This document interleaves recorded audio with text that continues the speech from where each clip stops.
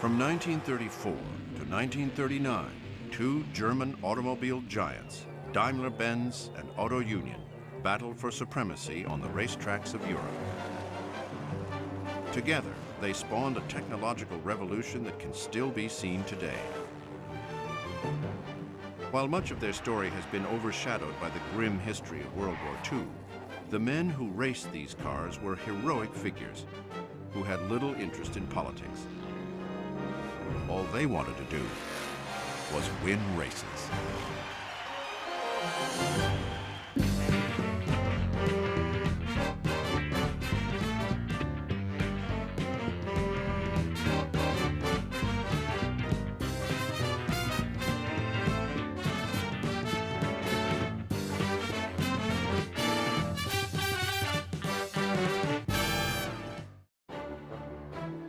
Germany, the early 1930s. The country is suffering from a deep depression brought on by the devastation of the First World War. In the midst of the chaos, with the German people at their lowest, Adolf Hitler rose to power. To solidify his hold over the country, Hitler planned to reinstill Germany's sense of national pride. The government lent its support to a variety of pursuits that demonstrated Germany's superiority over the rest of the world. Formula Grand Prix racing was one of these beneficiaries. Hitler really had no proper interest in cars or motor racing. But despite being one of the most evil men on the planet, he was very forward-looking and obviously pretty clever.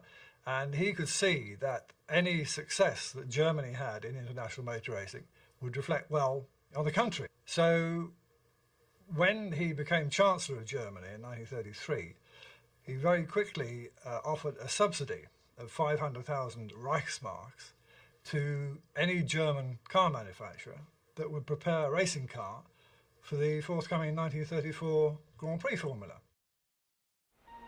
Daimler-Benz, maker of the famous Mercedes-Benz, the oldest and most respected automobile manufacturer in Germany, quickly accepts the challenge and is awarded the subsidy.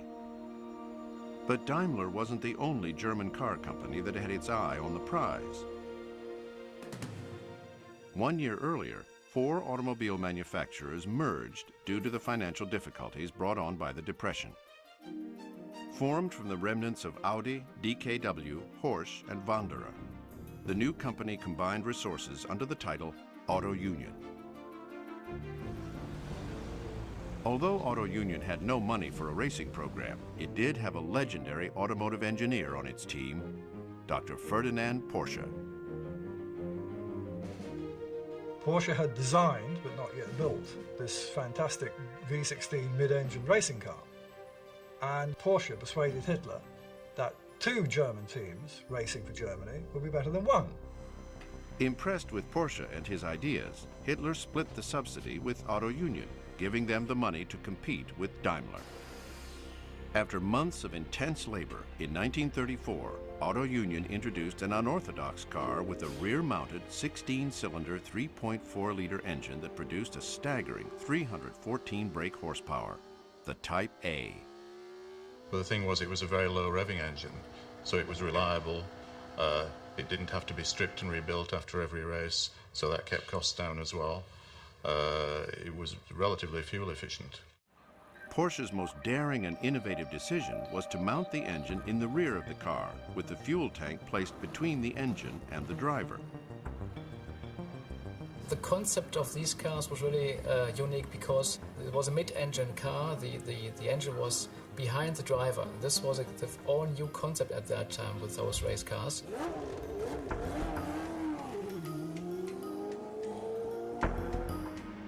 He felt that if you put the fuel tank in the centre of the car and you were starting off with, say, 70 gallons of fuel, as the fuel load goes down, it upsets the balance of the car. But if you have it right in the centre of the car, it upsets the balance less. Auto Union made its debut at the 1934 Avus Grand Prix in May in a field dominated by race-proven Bugattis, Maseratis, and Alfa Romeos.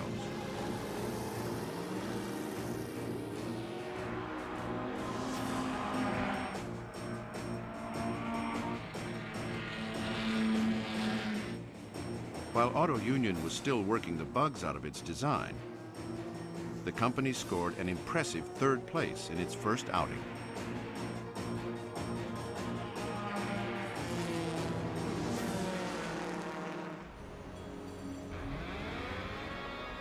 Unlike Auto Union, Daimler's Mercedes cars already had a foundation of racing experience the company could draw upon as it set out to build a racer that could compete with the world's best.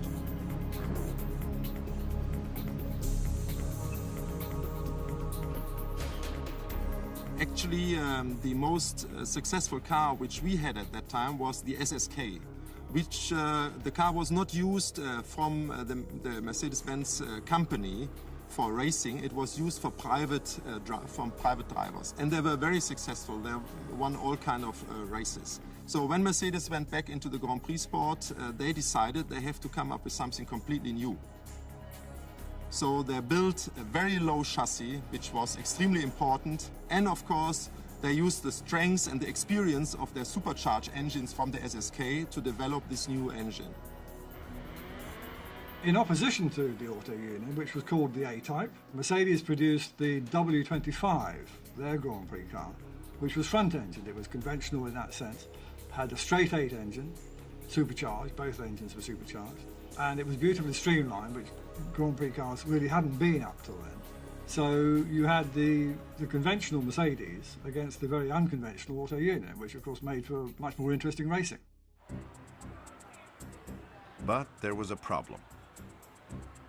The Mercedes exceeded the 750 kilogram weight restriction for Formula racing by just 2 kilograms.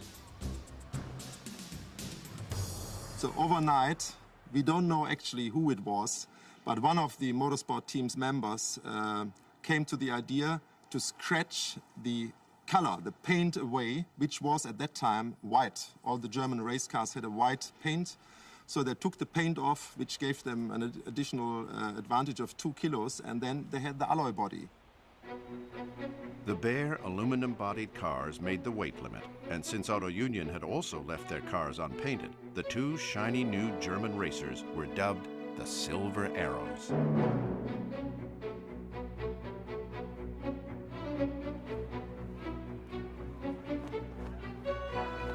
The 2 cars would meet for the first time on June 3rd at the Eiffel Grand Prix. In a close race, Mercedes took the checkered flag, just edging out the Auto Unions.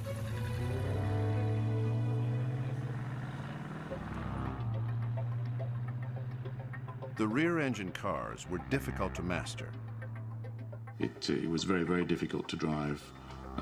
It had transverse leaf spring rear suspension, swing axle rear suspension, which gave a lot of problems. Yeah, the wheels on a swing axle car, they, depending on the forces on them, they can move this way and that way rather than staying parallel. It upsets the handling and road holding and makes it very difficult to drive. It means that the tail can snap round with very little warning. The drivers had to have very fast reactions to cope with this, and if they didn't catch the resultant slide, they were history. One driver had the skill to handle the unwieldy car, Hans Stuck. He was a key instigator of the Auto Union project. He helped to make it all happen, and subsequently he became the sort of most sterling operator in the Auto Union project. On July 15, 1934, Mercedes-Benz and Auto Union met for the most important event of the year, the German Grand Prix.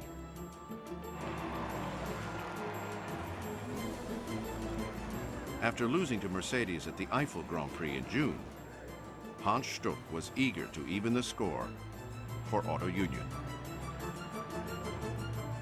This competition between 2 companies which had nearly the same technical abilities, maybe that made the German car so superior. After 4 hours and 38 minutes of grueling wheel-to-wheel competition, Stuck's Auto Union crossed the finish line first. The highlight of the first season for OT Union was Stuck winning the German Grand Prix, which of course was the most important race to either team. So he was a real hero in Germany at that point. After one season of racing, the two German teams racked up 7 major wins in just 15 races. It was an impressive start, but the Battle of the Silver Arrows was just beginning.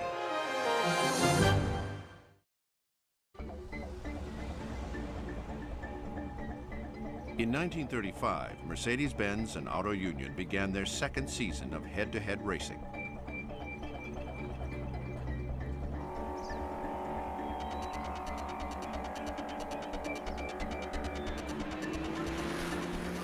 While they were dominating the European circuit, the teams were determined to keep pushing technology forward to stay ahead of the pack and each other.